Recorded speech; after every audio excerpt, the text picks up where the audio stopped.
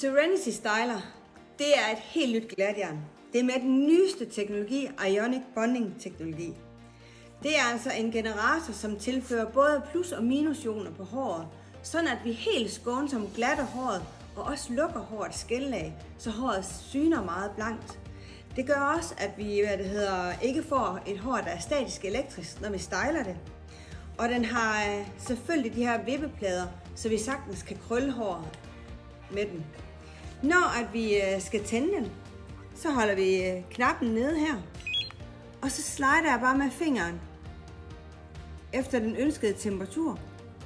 Og her, der har jeg en lille lampe, som indikerer den her bonding-teknologi. Og vi kan også høre, når den er tændt, at den har en lille summelyd. Den har en lille taske med, som er super lækker, vi kan putte den ned i, også selvom den er varm.